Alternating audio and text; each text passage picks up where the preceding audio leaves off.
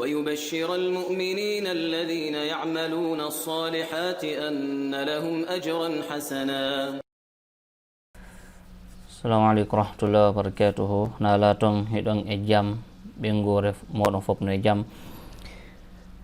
هذا إن شاء الله darsu meɗen on hande en alamu ɗuɗɗinde no gasa ha wawi yeedu ko janguɗen kon taw ka luhatul arabiya ko waɗi noon fayda wona darsu ko yewtuɗen ɗon fi ko honno bani adama wowlirta saayi jibinande makko nden jamaji ɗin haray boyi wawano notade naam piiji ɗin fo haray ça a été difficile avant de devenir facile. Puis il faut arrêter ça tout à l'heure. Si oui, arrêter comment wakilo donc faire nos cassettes donc et ton temps spécialement fait courant inshallah jalla wa ala. Rewto dar son leer goto e feccir hara on wawimo ko waɗi noon himɓe ɓen hiɓe mari tendance sous-estimugol travail on ɓe surestima intelligence on anda si fameke kon fa yewtude kon ko moji ɗiɗi mi woli ɗon sous-estimé et surestimé. Sous-estimé ko yawitagol, surestimé ko surestimé ko mawningol. Joni noon jaman ko hono ɓuri jogitade hiɓe mawnini hakkille ɗen bani adama mara hakkille ɗen no weli hiɓe mawnini ɗum ɗon kono hiɓe yawiti golle ɗen ɗulle golle ɗen woni joɗagol ngol janga neɗɗo mo tawata himo mari hakkille o joɗaki o jangi o mo tawataɗa hoore nde no yoori wa hayre ma wi'en ɓuri hayre so joɗike o jangi o sakkitora e wawugol o neɗɗo mo tawataɗa mo wi'i wonde himo mari hakkille kanko o janga ma ɗum umma kan o ronka jangude so o wawata kanko hara wi'ugol ngol on ala hakkil fi muɗum ma hino satti wallinen ɗum ɗo to ƴetten darson inchallahu jangomo on hiyay wonay facile hoynay en inchallahu jalla wa ala. Hande darsu meɗen ko fi honɗum ko fi mathalan wonɓe ɓen jangude ka école maɗum wi'en kalimat ji maɗum jumal honno wiyete phrase ji ko honno neɗɗo wonɗo jangude ka école ma jangunoɗo ka école ko honno o wawirta yewtude hara mi suuɓi ɗo phrase ji sappo gasa noon ɗi phrase ji sappo ɗo haray gasa so jama on dartali fo tan gasa fawata ɗo goɗɗi jango gasa faɓi jango men fawata taw ha famude ɗo ha hara ɗum ɗo inchallah woɗɗike seeɗa hara jamaji ɗin ɓuuri wawi famude ko waɗi noon ko phrase ji sappo déjà ɗe mari fi tarihu miladi on ko tawata hoɓɓe men sellinal taw ɗen ɓeytude ɗiɗo ka haray inchallah gasa mo watta cours ji go janggo inchallah. Nam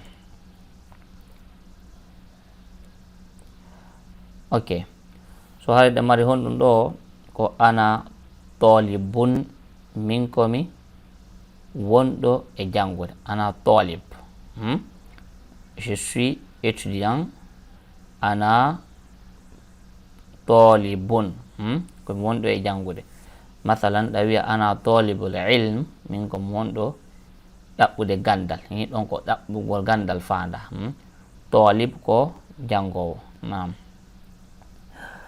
ɗo ko fiwi o wonde ana talibun fi sanati thaniyati je suis étudiant en deuxième année miɗo wadde deuxième année miɗo wadde komi jangowo miɗo wadde deuxième année.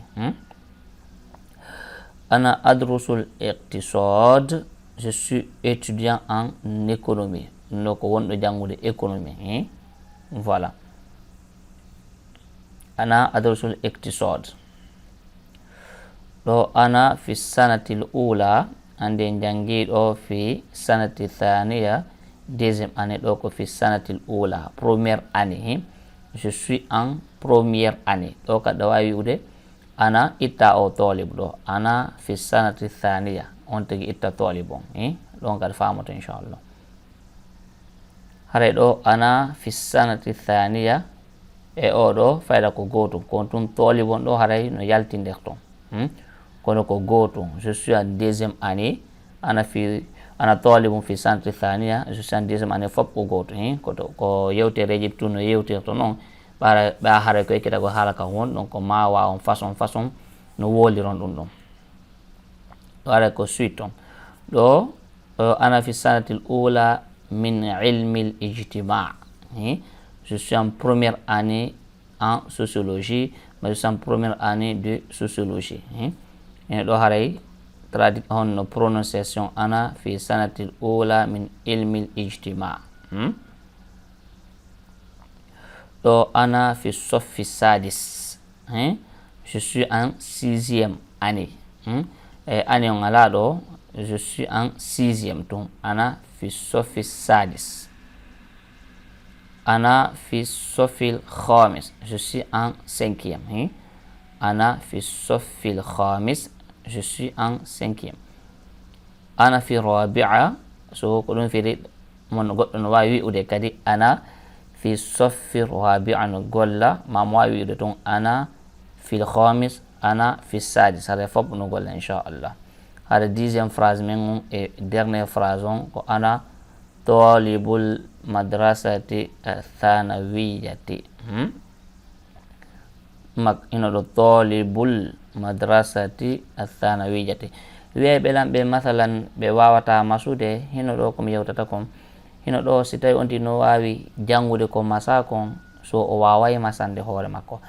Exemple jonano ɗo hino to on himo andi wona tural waɗete on say ko masal dow wona lingal waɗete ko dow o waɗa to li on o masa ɗo haɗa o wadde pause o anda ko nomo jangirde bu on kadi o masa waɗa tural ngal ɗo adi fe lamo waɗa ɗo al madrasati masiron noon ɓen ɓe tawata ɓe mari probléme ka masugo seeɗa gasa on fop mo haare ɗo maron probléme ɗon ko waɗi ɗum ɗon ko gandal feerewal goo inchallah en aɗo e janngol ɗum ɗon fo si programme men privé on fuɗɗike. Nam haare ɗen darade o ɗo inchallah woni 10 phrase. Nam assalamu aleykum wa rahmatullahi wa barakatuh.